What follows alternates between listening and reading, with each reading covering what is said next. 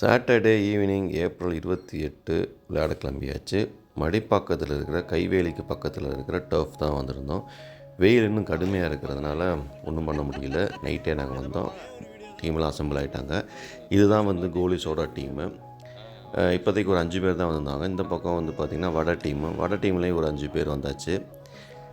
நம்ம என்ன நினச்சோம் அப்படின்னா 10 பேர் சின்ன கிரவுண்டுன்னு சொல்லிட்டு டர்ஃபை புக் பண்ணியிருந்தோம். நீங்கள் பாருங்கள் என்ன ஆகும் போகுதுன்னு சொல்லிட்டு. டாஸ் போடுறாங்க. கேப்டன்ஸ் 2 பேரும் வழக்கம் போல் கோலி சோடா ஜெயிச்சிட்டாங்க. வட டீம் டாஸை தோற்றுட்டாங்க. வட டீம் பவுலிங், கோலி சோடா டீம் பேட்டிங். பார்ப்போம் இன்றைக்கி இந்த மேட்ச் எப்படி போகுதுன்னு.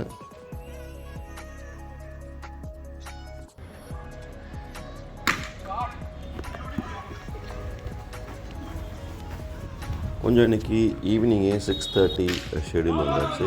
நீங்கள் பார்த்தா தெரியும், கொஞ்சம் ஈவினிங் ஆனது தான் ஸ்டார்ட் பண்ணோம். ஸோ நைட் வரைக்கும் விளாண்டோம்.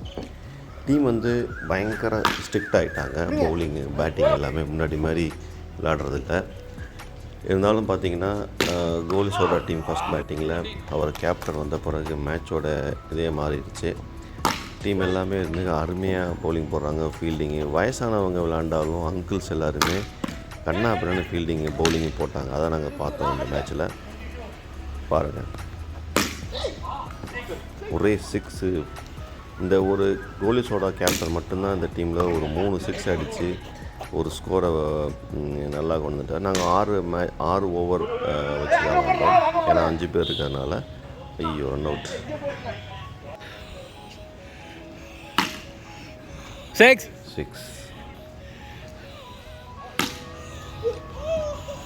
ஃபீல்டிங்கு, கேட்ச் எல்லாம் வேறு லெவலில் இருக்குது. நீங்கள் இந்த பாலை பாருங்கள். நம்ம கேப்டனுடைய throw, my god, direct hit. இந்த ரீப்ளே பார்க்கலாம், என்ஜாய் பண்ணுங்கள் ஸ்லோவாக. Direct hit. அப்புறம் அவங்க ஸ்கோர் பிடிச்ச பிறகு வட டீம் பேட்டிங் வந்துட்டோம் நாங்கள். இந்த மேட்ச் கொஞ்சம் டஃப்பாக தான் இருந்தது. ஏன் அப்படின்னா ஃபஸ்ட்டு ஒரு 6 ஓவர்லேயே கிட்டத்தட்ட அவங்க 50 ரன்னுக்கு அடிச்சிட்டாங்க. ஐபிஎல் மாதிரி ஓவருக்கு 10 எடுக்கணும் அப்படிங்கிற மாதிரி ஒரு கட்டத்தில் தான் நாங்கள் உள்ளே இறங்கினோம். நாங்கள் கொஞ்சம் ஒரு ஓவர் ரொம்ப லூஸ் பால்ஸ் போட்டதுனால அவங்க 50 ரன் எடுத்துட்டாங்க. மற்றபடி ரொம்ப நல்லா தான் போட்டிருந்தோம். ஆனால் இந்த 50 ரன் எடுக்கிறதுக்கு தான் ரொம்ப ஸ்ட்ரகிளாக இருக்குது. அதை நீங்கள் இப்போ பார்த்துக்கிட்டு இருக்கீங்க. இந்த பால் 6 அடித்தேன்னு சொல்கிறான், மேலே போச்சு. இப்போ பாருங்க எடுக்கிறாங்க. இது 6 இல்லைன்னு சொல்லிட்டு கோலி சோடா டீம் ஒரே இது பண்ணி 4 ஆக்கிட்டாங்க. நான் அடித்த ஒரு 6 அதுவும் இப்படி வேஸ்ட்டாக போச்சு. பரவாயில்ல.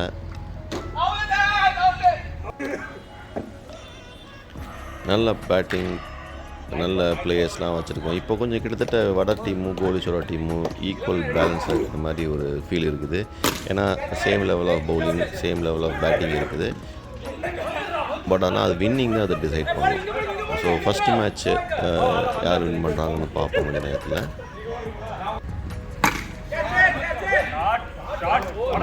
அருமையான ஷாட்.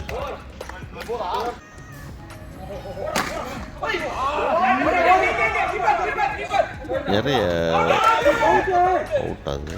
ரீப்ளே ஓடுங்க. இது வந்த மாதிரி இருக்குது, வராத மாதிரி இருக்குது. அவுட் ஆகுது.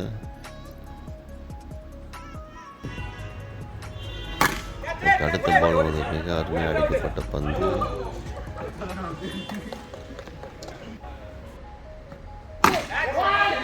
ஸோ நாங்கள் கேப்டன் விளையாடாதான் சரியாக வரும்னு சொல்லிட்டு, ஏன்னா அந்த 55 ரன் அடிக்க முடியல.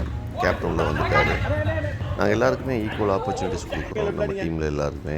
இங்கே பாருங்கள், யாருமே அடிக்கப்பட்ட ஒரு சிங்கிள். அவங்க நல்லா பவுலிங் போட்டாங்களா, நல்லா பவுலிங் போடலையான்னு தெரியல. ஆனால் நாங்கள் பேட்டிங் நல்லா பிடிச்சோமா பிடிக்கலான்னு தெரியல. அந்த விக்கெட்ஸ் போய்கிட்டே இருந்தது. இப்போயும் ஒரு ரன் அவுட்டு, தொடர்ந்து ஒரு ரன் அவுட். இந்த தடவை இந்த மேட்ச்சில் பார்த்தீங்கன்னா ஏகப்பட்ட run outs, direct hits, keeper வாங்கி அடிக்கிறது, பவுலர்ஸ் அடிக்கிறதுன்னு இதாகிடுச்சு. எக்ஸ்பெக்ட் பண்ண அந்த 10 ரன் ரேட் பர் ஓவர் பண்ண முடியல.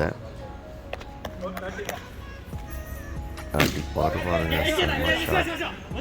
மை காட், அதோட ஃபீல்டிங் பண்ணிடுறாங்க. ஸோ நாளுக்கு நாள் பார்த்திங்கன்னா இந்த வட டீம் கோலீஸ்வரா டீமுடைய ஃபீல்டிங் வந்து ரொம்ப அற்புதமாக இருக்குது. கேட்ச் எல்லாம் பாருங்கள், அதுக்கு சொல்லி முடிக்கிறதுக்கு ஒரு கேட்ச். ஸோ இந்த மேட்ச் வந்து கோலிசோடா ஜெயிச்சிட்டாங்க ஃபஸ்ட்டு மேட்ச்சு. ரொம்ப ஹாப்பியாக இருக்காரு. இருந்தாலும் பார்ப்போம். இது வந்து 3 மேட்ச் உள்ள ஒரு சீரீஸு. 3ல் 2 யார் ஜெயிக்கிறாங்களோ அவங்க தான் வந்துட்டு ஓவராலாக ஜெயிச்சதாக கணக்கு. இப்போ கோலிசோடா டீம் வந்து பேட்டிங், ஏன்னா அவங்க ஃபஸ்ட்டு ஜெயிச்சதுனால டாஸ் பண்ணால பேட்டிங் பிடிச்சாங்க. இந்த தடவை ஜெயிச்சதுனால பேட்டிங் பிடிக்கிறாங்க. நாங்கள் இந்த தடவை திறமையாக பவுலிங் போடணும், லூஸ் பால்ஸ் போடக்கூடாது, சிக்ஸ் கொடுக்கூடாதுன்னு சொல்லிட்டு ரொம்ப அக்கறையாக போட்டுக்கிட்டு இருக்காங்க. பாருங்கள், இந்த கோலிசோரா டீமில் அவங்க கேப்டனுக்கு பவுலிங் போடுறது தான் இருக்குல்ல ரொம்ப சேலஞ்சு. அந்த ஒரு ஓவரை நம்ம பார்ப்போம் இருந்துச்சு.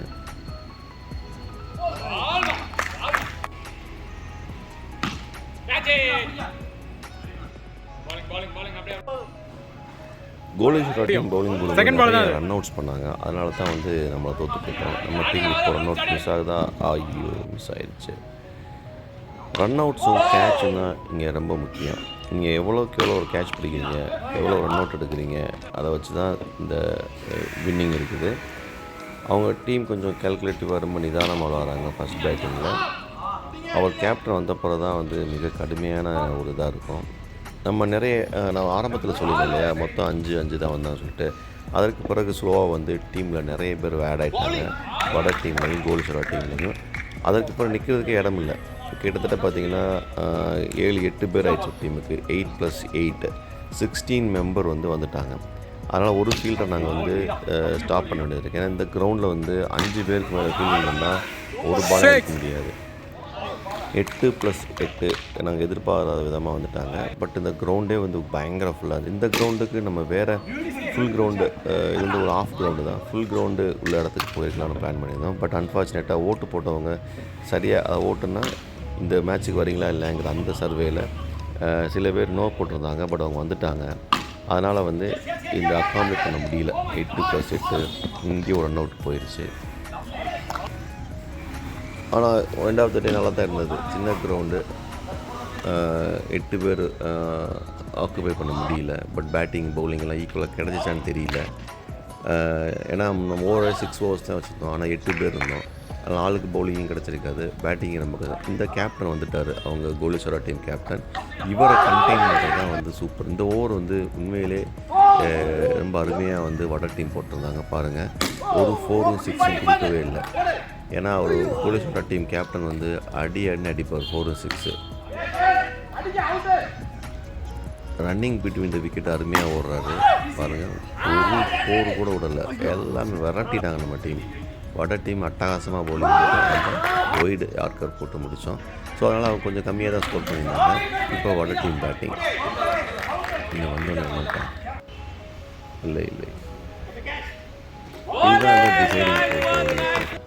இதுதான் டிசைடிங் மேட்ச். இந்த மேட்ச்சில் நாங்கள் ஜெயிச்சிட்டோம்னா 3rd மேட்ச் இன்னொன்று இருக்குது, அதை ஜெயிச்சிட்டோம்னா சீரிஸ் வின் பண்ணிடலாம்.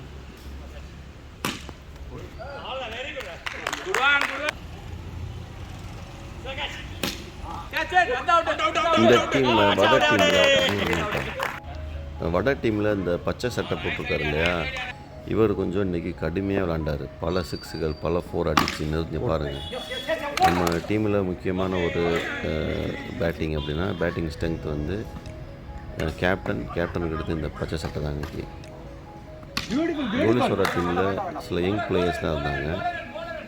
அவங்க யங் பிளேயர்ஸ் வந்து வயசானவங்களுக்கு டஃப்பாக இருக்குது பவுலிங் போடுறது. இன்றைக்கி பர்ஃபார்மன்ஸ் பார்த்திங்கன்னா இந்த அங்கிள்ஸ் குரூப் வந்து கடுமையான பர்ஃபார்மன்ஸ் பண்ணாங்க. Even batting, bowling, fielding, catching, stumping எல்லாத்துலையும் எல்லா அங்கிள்ஸ் இன்றைக்கி கடுமையான பர்ஃபார்மன்ஸு. இது ஒருவேளை ஐபிஎல்லோட பாதிப்பாக இருக்குமான்னு தெரியல. எல்லோரும் கடுமையாக விளாட்றாங்க. ஃபஸ்ட்டு இனிஷியலாக பார்த்தீங்கன்னா இந்த அளவுக்குலாம் விளாடுறது கிடையாது. இந்த புதுசாக வந்த இந்த தம்பி கடுமையாக விளாட்றாரு. ரெடி இளங்கோ. வட டீம் விக்கெட்ஸ் போயிட்டே இருக்குது. அடுத்து கேப்டன் வந்துட்டார்.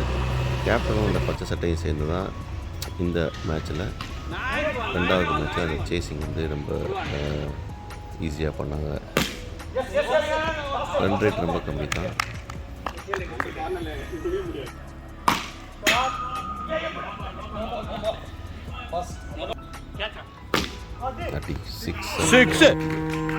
Wonderful shot. ஒன் பேட்டர் மேபன் அந்த கிரீன் ஷர்ட்டை தான் பேட்டப் பண்ணி காட்டாரு. இன்னைக்கு அருமையான பெர்ஃபார்மன்ஸ் அவர். 3-2 வின். இந்த மேட்ச் இந்த நிலைமை வட டீமுக்கு வந்ததே கிடையாது. ஏன்னா 3 மேட்ச் உள்ள சீரிஸ்ல போடுங்க ஈக்குவலா 4 போயிடுச்சு. 4 தானே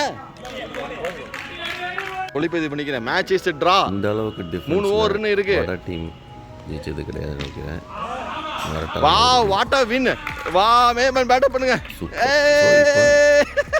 பாருங்க பேட்டப் பண்ணிட்டாங்க. வட டீம் கேப்டன் பேட்டப் பண்ணுங்க. வட டீம் இமாலய வெற்றி. First match goli soda team. உங்களுடைய ஃபீட்பேக் என்ன? இந்த டீம் இந்த மேட்ச் கொஞ்சம் டஃப்பா தான் இருந்தது. கொஞ்சம் லக்கியா இருந்திருக்காங்க அவங்க. அதனால பரவாயில்ல. 1 நீங்க என்ன சொல்றீங்க? 1 நல்லா விளையாண்டாங்க இந்த மேட்ச். bowling நல்லா இருந்தது, பேட்டிங் நல்லா இருந்தது. So hopefully third game we'll see. ரொம்ப நன்றி. மேட்ச் தான் இம்பார்ட்டன்ட். பாருங்க என்ன கலைப்புல டயர்ட் ஆயிட்டாரு அந்த பச்சை சட்டை. My god. இப்போ நம்ம ஜெயிச்சதுனால வட டீம் ஜெயிச்சதுனால செகண்ட் மேட்ச். தேர்டு மேட்ச் வந்து பேட்டிங். இதை நீங்கள் பார்க்குறீங்க. இப்போ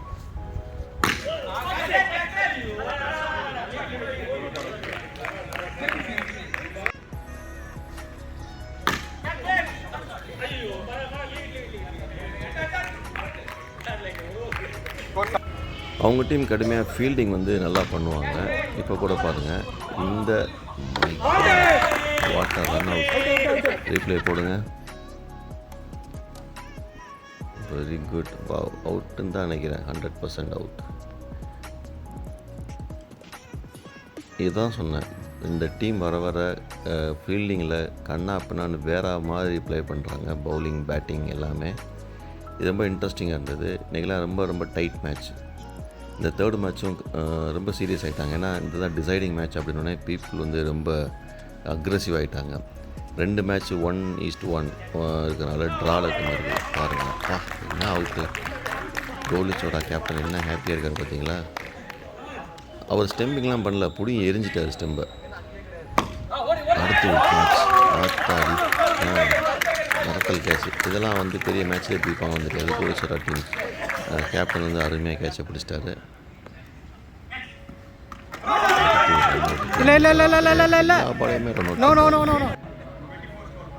ஸோ இந்த தேர்டு மேட்ச் வந்து ஜெயிச்சே ஆகணும் அப்படிங்கிற ஒரு இன்டென்ஷனில் கோலிசோடா கடுமையாக ஃபீல்டிங் பண்ணாங்க. பட் நம்ம முடிஞ்ச வரைக்கும் வட டீம் பேட்டிங் பண்ணி ஒரு டீசெண்டான ஒரு ஸ்கோரை எடுத்துகிட்டு வந்துட்டாங்க.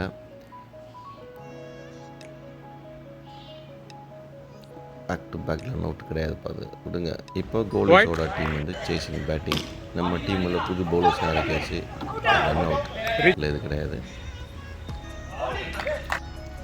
ஸோ லேட்டாக பார்த்தீங்கன்னா எல்லா புதுசாக பவுலர்ஸ் வந்துட்டாங்க. பேட்டிங் வந்ததுனால எல்லாருக்கும் எல்லா ஆப்பர்ச்சுனிட்டியும் 8-9 பேர் ஒரு டீம். பாருங்கள் பயங்கரமாக இருக்குது. நம்ம த்ரோ பண்ணுறதுலாம் விக்கெட் ஆக மாட்டேங்குது. ஆனால் கோலிசோடா த்ரோ பண்ணுறதுலாம் விக்கெட் ஆகுது. பட் இருந்தாலும் வட டீம் வந்து செம்ம டஃப் கொடுத்து விளையாண்டுட்டு இருக்காங்க. கோலிசோடா டீம் பாருங்க இந்த குட்டி பையெல்லாம் எப்படி ஓடுறான். டக்கு பார்க்குறதுக்கே அழகாக இருக்குது.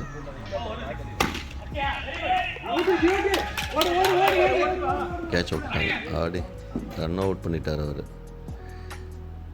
ஸோ இன்றைக்கி ஈவினிங் வந்து இந்த மாதிரி ரொம்ப ஃபாஸ்ட்டாக அக்ரெசிவாக ரொம்ப என்டர்டெய்னிங்காக போய்கிட்டுருக்குது. நாங்கள் இந்த மேட்ச் முடிக்கிறதுக்குள்ளே பார்த்தீங்கன்னா நெக்ஸ்ட்டு டீம் 6:30 to 8 தான் எங்கள் ஸ்லாட்டு. அதனால் 8 o'clock பிறகு டீம் வந்துட்டாங்க.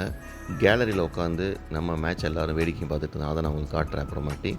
ஸோ இந்த டர்ஃப் எல்லாமே பள்ளிக்கரணை பக்கத்தில் இருக்கிற டர்ஃப் ஒரு வழியாக ஜெயிச்சாச்சு.